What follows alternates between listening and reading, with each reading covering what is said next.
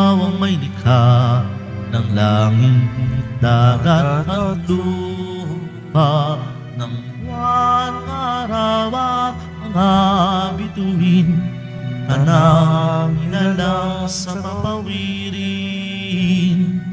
Panginoon ay purihin, ngalan niya ay dakilain. Panginoon ay purihin, ngalan niya ay dakilain. Ngalan niya ay dakilain.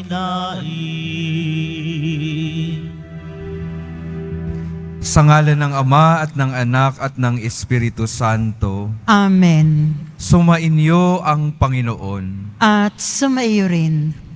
Mga kapatid, aminin natin ang ating mga kasalanan upang tayo ay maging marapat gumanap sa banal na pagdiriwang. Inaamin ko Sa makapangyarihang Diyos at sa inyo mga kapatid, nalubha akong nagkasala sa isip, sa salita at sa gawa, at sa aking pagkukulang, kaya isinasamo ko sa mahal na Birheng Maria, sa lahat ng mga anghel at mga banal, at sa inyo mga kapatid, na ako'y ipanalangin sa Panginoong ating Diyos. kaawaan tayo ng makapangyarihang Diyos. Patawarin tayo sa ating mga kasalanan at patnubayan tayo sa buhay na walang hanggan. Amen.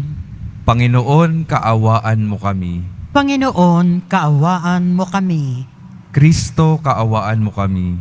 Kristo, kaawaan mo kami. Panginoon, kaawaan mo kami. Panginoon, kaawaan mo kami. Manalangin tayo.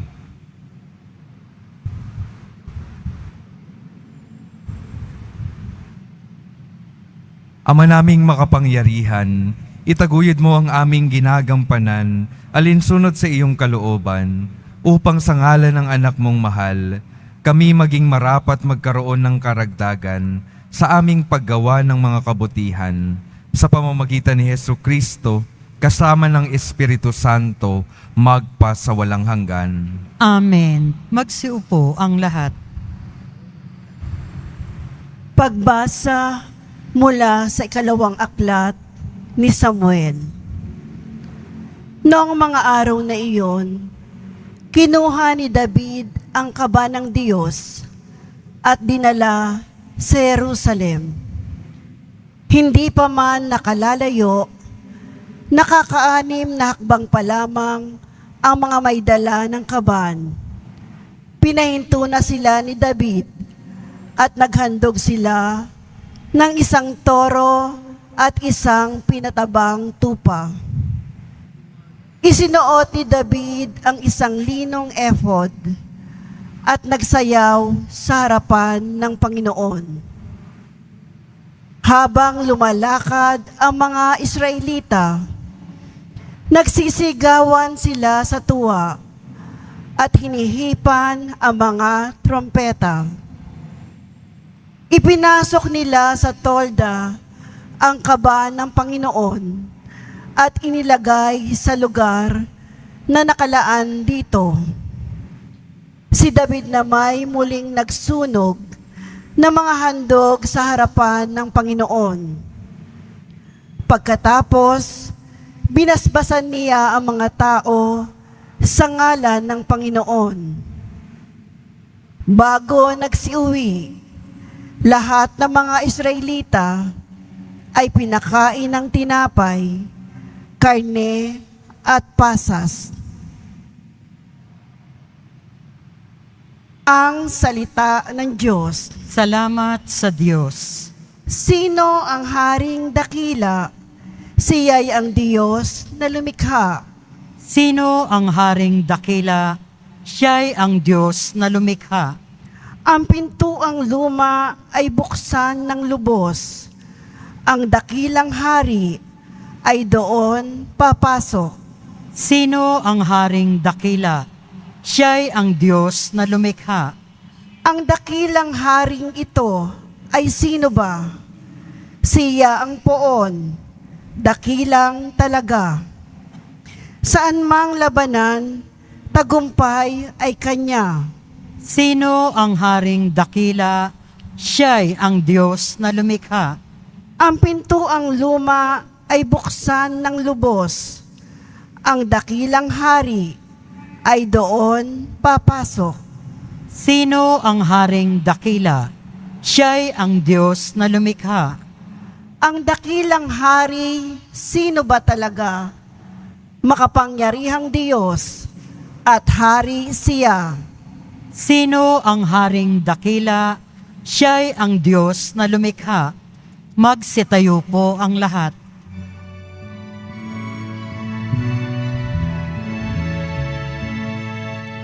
Alleluia, Alleluia, Alleluia, Alleluia.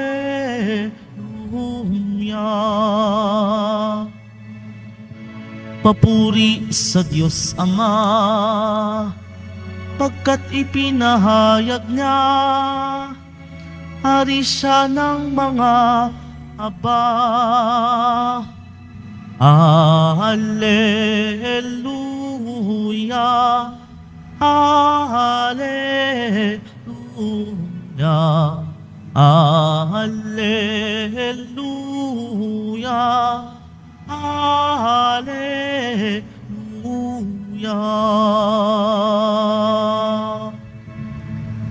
Sumainyo ang Panginoon. At sumaiyo rin. Ang mabuting balita ng Panginoon ayon kay San Marcos. Papuri sa iyo, Panginoon. Noong panahong iyon, dumating ang ina at mga kapatid ni Jesus. Sila'y nasa labas ng bahay at ipinatawag siya. Noon na may maraming taong nakaupo sa palibot ni Jesus at may nagsabi sa kanya, "Nariyan po sa labas ang inyong ina at mga kapatid. Ipinatatawag kayo." "Sino ang aking ina at mga kapatid?" ani Jesus. Tumingin siya sa mga nakaupo sa palibot niya at nagwika, "Ito ang aking ina at mga kapatid, sapagkat ang sino mang tumatalima sa kalooban ng Diyos ay siya kong ina at mga kapatid." Ang mabuting balita ng Panginoon. Pinupuri ka namin, Panginoong Hesu Kristo. Magsiupo ang lahat. Magandang hapon po mga minamahal kong mga kapatid na naririto at kasama natin online. Pakingitian naman yung katabi, pakisabi magandang hapon. Pakisabi sa katabi, kaninong anak ka ba? Narinig nyo na po ba yung sabihin sa inyo ng inyong mga magulang? Kaninong anak ka ba? Tuwing kailan po nila sinasabi iyon? Di ba po isang halimbawa na nasasabi ng ating mga magulang na kaninong anak ka ba ay kapag tayo ay hindi sumusunod sa kanilang mga sinasabi, sa kanilang mga inuutos, sa kanilang mga pinapagawa. Kaninong anak ka ba? At ngayon po, sinasabi rin sa ating Panginoon, ipinapaalala sa atin ng Panginoon kung sino ba tayo. Tayo po ay mga anak ng Diyos. At paano tayo magiging tunay na kapamilya na anak ng Diyos? Sa pamamagitan ng pagtalima sa Kanyang mga utos, sa pamamagitan ng pagsunod sa Kanyang mga ipinapagawa sa atin. Mapapatunayan po natin na tunay tayong mga anak ng Diyos kapag marunong tayong sumunod sa ating Diyos Ama sa kalangitan. Kaya ito po yung paanyaya sa atin. Ipinapakita sa atin ang Ebanghelyo at ipinapahayag sa atin ng ating Panginoong Hesus Nazareno. Tayong lahat, nais niyang maging kabilang sa pamilya niya. Ngunit ang tanong, tayo ba? Tayo bang mga nakikinig sa Kanya ay nagnanais na maging parte ng pamilya ng Diyos? Dahil hindi naman pwedeng maging kapamilya lamang tayo sa pangalan. Kailangan may ginagawa tayo upang mapatunayan na tayo'y tunay na mga anak ng Diyos. At dito po nakakalungkot yung ating buhay, yung katotohanan sa ating mundo. Marami po sa atin, oo, Katoliko, oo, parte at miyembro ng pamilya ng Diyos, pero hindi marunong sumunod sa mga utos at mensahe ng Panginoon. Kaya minsan maririnig natin, sinasabi ng ibang mga tao, anak ka pa naman ng Diyos, nagsisimba ka pa naman, naglilingkod ka sa simbahan, pero bakit ganyan ka? Kapag yun po ang sinasabi ng mga tao para sa atin, parang tinatanong din nila, kaninong anak ka ba talaga? Kaninong anak ba tayo talaga? Kung hindi natin matututunan na sundan yung ating Panginoon. Ano po bang mga epekto kapag hindi tayo sumusunod sa ibinibigay na direksyon sa atin ng Panginoon? Halimbawa po, sa ating lipunan, kapag hindi tayo sumusunod sa mga batas na ibinibigay sa atin, nagkakaroon po ng kaguluhan, nagkakaroon ng kasakitan ng kapwa. Kaya anong ginagawa kapag hindi sumusunod yung isang miyembro ng lipunan? Pinagsasabihan, pinaparusahan, at nakakalungkot kapag malala yung nagagawang paglabag sa batas ay inilalayo, ikinukulong, inilalayo sa ating lipunan. Parang inaalis yung kanyang pagiging miyembro ng lipunan para mapanatili yung kapayapaan at kaayusan sa ating mga buhay. Sa atin pong mga bahay, naririnig din po natin iyon, sinasabi po natin kanina, kapag hindi na tayo sumusunod sa ating mga magulang, hindi ho ba, yun ang patuloy na tanong sa atin, kaninong anak ka ba? At malalaman din po natin yung dahilan kung bakit nagnanais yung mga magulang, yung mga leader ng ating lipunan na magbigay ng mga batas, magbigay ng direksyon.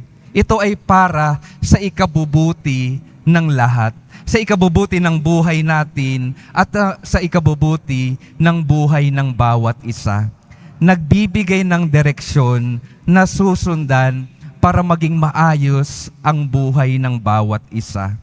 At ito rin po yung ipinapaalala sa atin ng ating Panginoon sa araw na ito. Ninanais ng Diyos na maging maayos yung buhay ng bawat isa sa atin.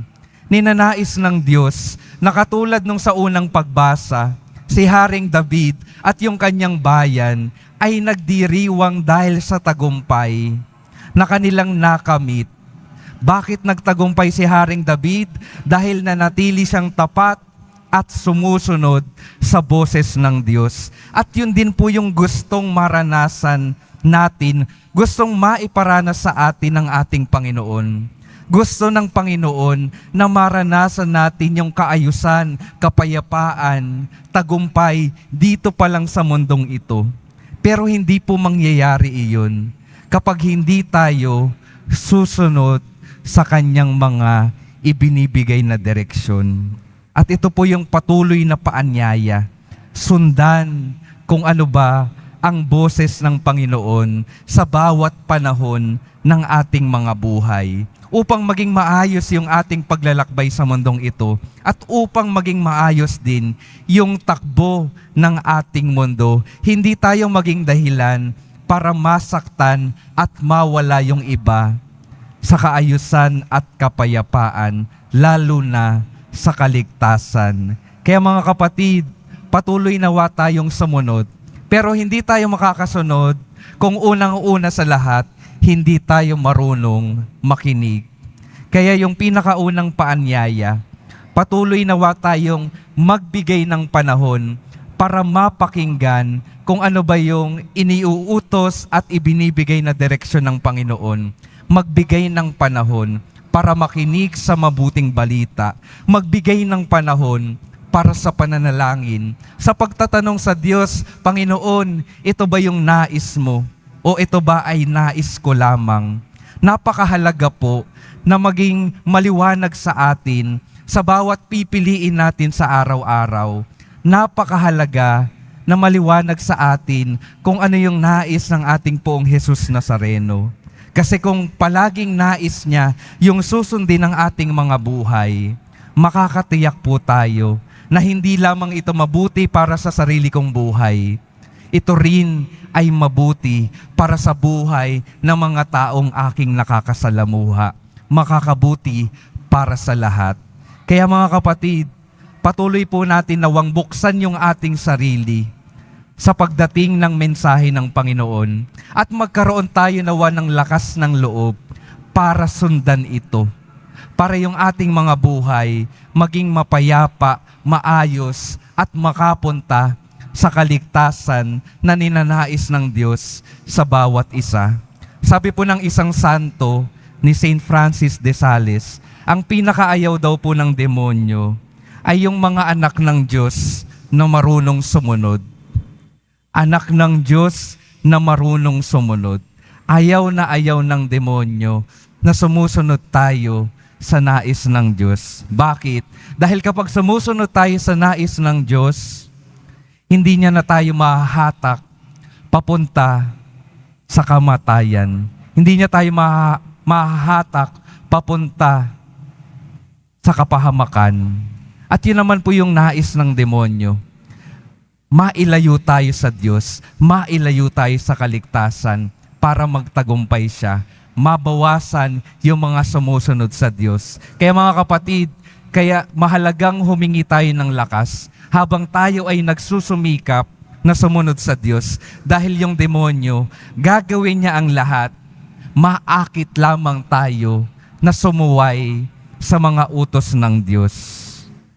Mga kapatid, patuloy po nawang maging paalala sa atin sa araw na ito na ang bawat isa sa atin ay anak ng Diyos. At nawa mapatunayan natin na tayo ay tunay na mga anak ng Diyos sa pamamagitan ng buhay natin na sumusunod sa Kanya. At ang huling hamon ko po, nawa tayong mga nakikinig dito, tayong mga nagsusumikap na sumunod sa Diyos, ay huwag maiwan lamang dito sa simbahan na ito. Nawa, tingnan natin yung ating mga kapatid na nasa labas ng simbahan. Tingnan natin yung ating mga kaibigan, mga taong nasa labas ng pagsunod sa Diyos. Yung ating mission po ay tawagin sila, iparinig sa kanila yung boses ng Diyos. Iparealize po natin sa kanila na yung tunay na kaligayahan, kapayapaan at kaayusan ng kanilang buhay ay matatagpuan lamang nila sa kanilang pakikinig at pagsunod sa bawat sinasabi ng ating Panginoon. Mga minamahal kong mga kapatid, ito po ang ating misyon. Tayo ay patuloy na magtawag ng ibang mga kapwa natin patungo sa kaligtasan. Amen. Magsitayo po ang lahat.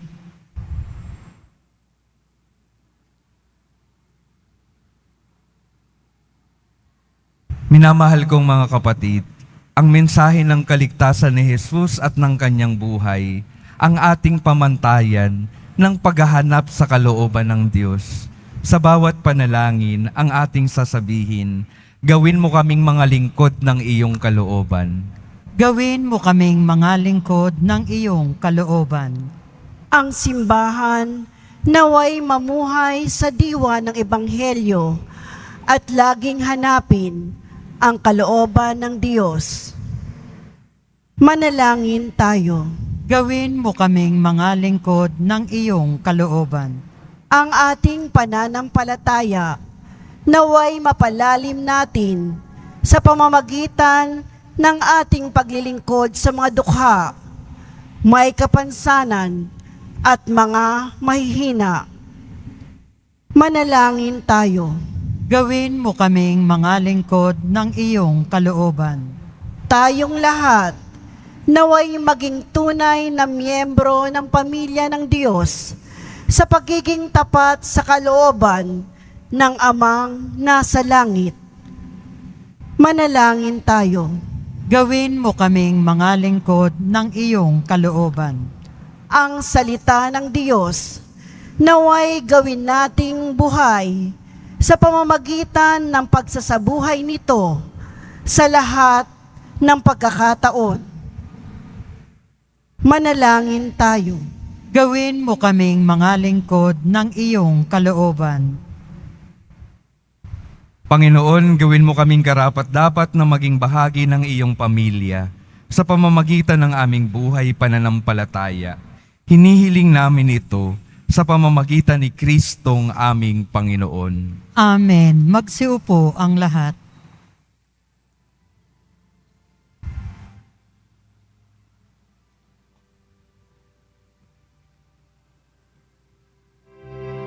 Itong alak at tinapay ay handog sa'yo, Ama.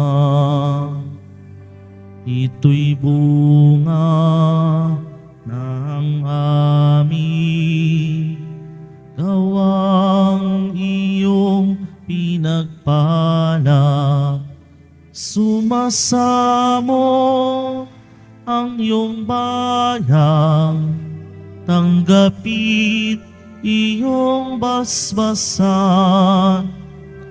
nang sa amin maging tunay na katawat dugo ng iyong anak.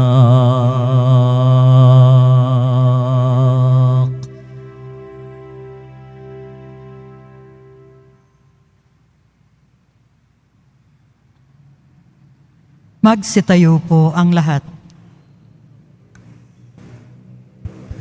Manalangin kayo mga kapatid upang ang paghahain natin ay kalugdan ng Diyos Amang makapangyarihan. Tanggapin nawa ng Panginoon itong paghahain sa iyong mga kamay, sa kapurihan niya at karangalan sa ating kapakinabangan at sa buong sambayanan niyang banal. Ama naming lumikha, tanggapin mong malugod ang aming mga handog. Ngayong ang kabanalan ay iyong dulot. Kami sumasama sa iyo't lumuluhog upang kaligtas ay iyong ipagkaloob. Sa pamamagitan ni Hesukristo, kasama ng Espiritu Santo, magpasawalang hanggan. Amen. Sumainyo ang Panginoon. At sumaiyo rin, Itaas sa Diyos ang inyong puso at diwa. itinaas na namin sa Panginoon. Pasalamatan natin ang Panginoong ating Diyos. Marapat na siya ay pasalamatan. Ama naming makapangyarihan, tunay ngang marapat na ikaw ay aming pasalamatan. Pinagbibigyan mong ito'y aming maihayag, kahit na ito'y walang anumang maidaragdag, sa kadakilaan sa iyo ay likas. Sa pagpupuri nami ang nakikinabang, ay kami ring iyong pinakikiharapan, sa pamamagitan ng iyong anak na minamahal.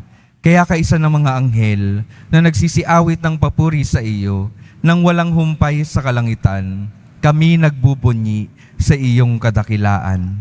Santo, Santo, Santo, Panginoong Diyos ng mga hukbo, napupuno ang langit at lupa ng kadakilaan mo. O sana sa kaitaasan, pinagpala ang naparirito sa ngalan ng Panginoon. O sana sa kaitaasan, magsiluhod po ang lahat. Ama naming banal, ikaw ang bukal ng tanang kabanalan. Kaya't sa pamamagitan ng iyong Espiritu, gawin mong banal ang kaloob na ito, upang para sa amin maging katawan at dugo ng aming Panginoong Hesukristo. Bago niya pinagtiis ang kusang loob na maging handog, hinawakan niya ang tinapay, pinasalamatan kaniya, pinaghati-hati niya iyon, iniabot sa kanyang mga alagad at sinabi, "Tanggapin ninyong lahat ito at kanin. Ito ang aking katawan na ihahandog para sa inyo."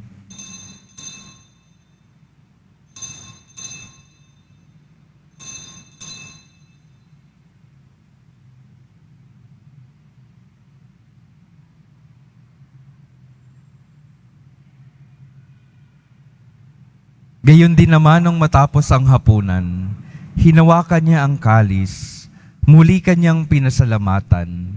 Iniabot niya ang kalis sa kanyang mga alagad at sinabi, "Tanggapin ninyong lahat ito at inumin.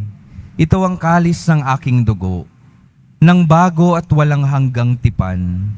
Ang aking dugo na ibubuhos para sa inyo at para sa lahat, sa ikapagpapatawad ng mga kasalanan. Gawin ninyo ito sa pag-alala sa akin."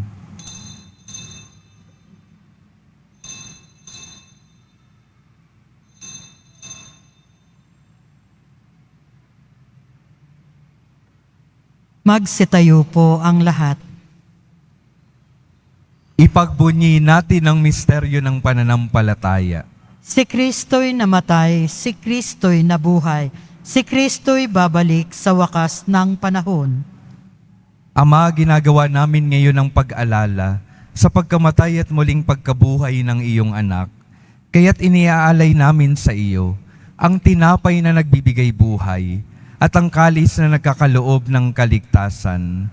Kami nagpapasalamat dahil kami iyong minarapat na tumayo sa harap mo para maglingkod sa iyo.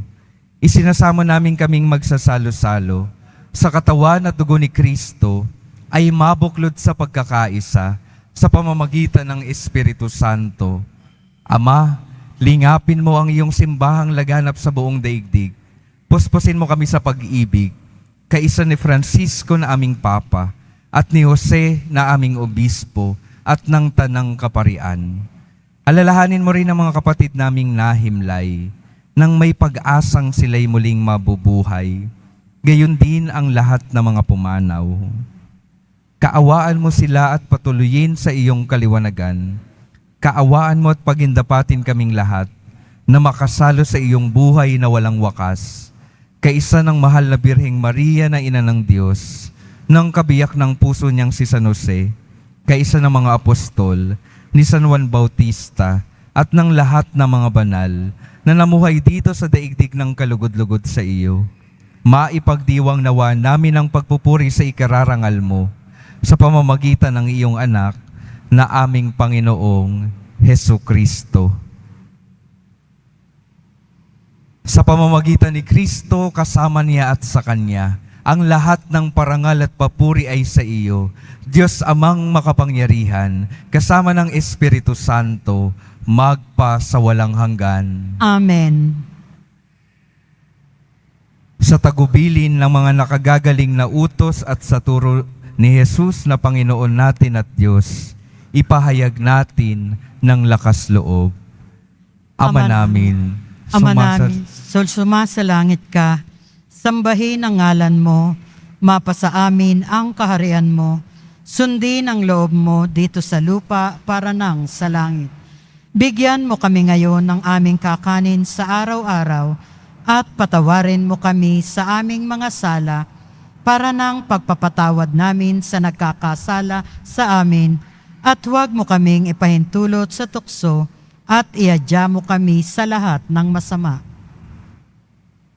Hinihiling namin kami iadya sa lahat ng masama, pagkalooban ng kapayapaan araw-araw, iligtas sa kasalanan at ilayo sa lahat ng kapahamakan, samantalang aming pinananabikan ang dakilang araw ng pagpapahayag ng tagapagligtas naming si Hesu Kristo.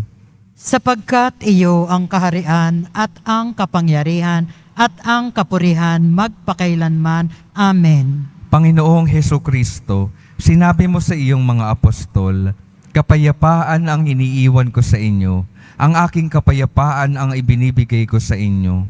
Tunghayan mo ang aming pananampalataya at huwag ang aming pagkakasala.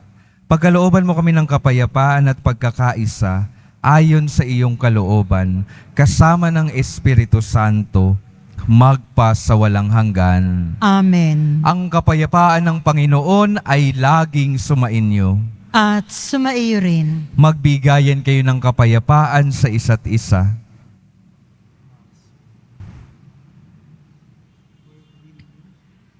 Kordero ng Diyos na nag-aalis ng mga kasalanan ng sanlibutan, maawa ka sa amin. Kordero ng Diyos na nag-aalis ng mga kasalanan ng sanlibutan, maawa ka sa amin. Kordero ng Diyos na nag-aalis ng mga kasalanan ng sanlibutan, ipagkaloob mo sa amin ang kapayapaan. Magsiluhod po ang lahat.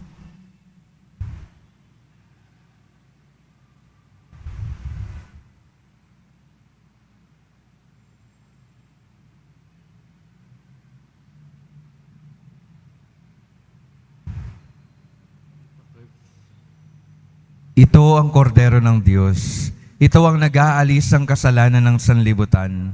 Mapalad ang mga inaanyayahan sa kanyang piging.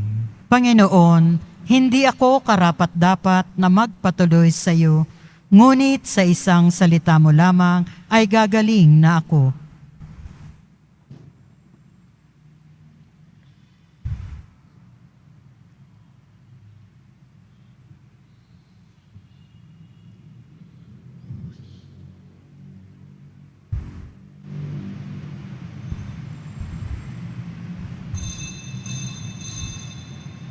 Para sa lahat ng tatanggap ng banal na komunyon, sasagot po tayo ng amin pagkasabi ng pari o lay minister ng katawan ni Kristo at isubo agad bago umalis sa harapan ng pari o lay minister. Sumunod po tayo. Maraming salamat po.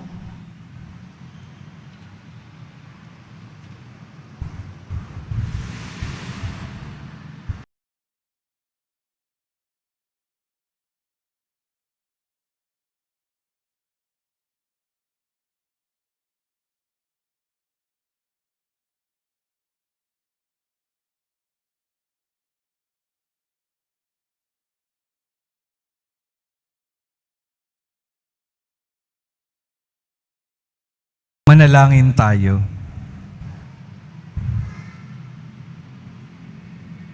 Ama naming mapagmahal, ipagkaloobong sa aming pakikinabang sa iyong kagandahang loob na bumubuhay lagi nawa kaming maikarangal ang iyong pagpapalang sa aming ibinigay sa pamamagitan ni Hesukristo kasama ng Espiritu Santo magpa sa walang hanggan. Amen. Mga minamahal kong mga kapatid, patuloy po nating tandaan na ang bawat isa sa atin ay anak ng Diyos.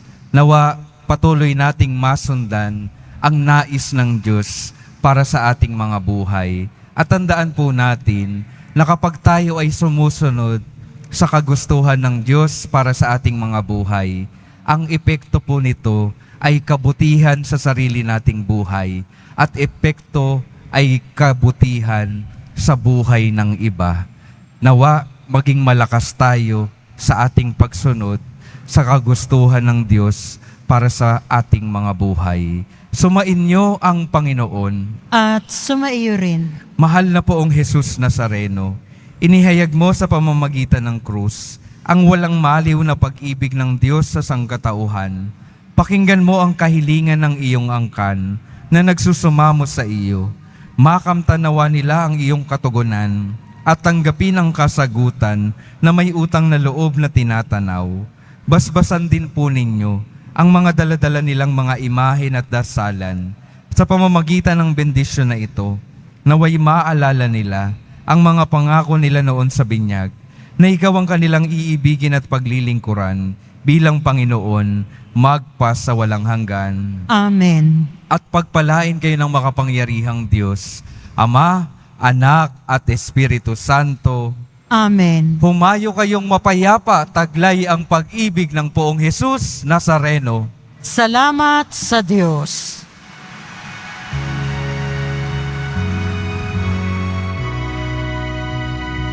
Nuestro Padre Jesus Nazareno, sinasamba ka namin. Pinipintuho ka namin, aral mo ang aming buhay at kaligtasan. Nuestro Padre Jesus Nazareno, iligtas mo kami sa kasalanan. Ang krus mong kinamatayan ay sa gisag ng aming kaligtasan. Nuestro Padre Jesus Nazareno, dinarangal ka namin.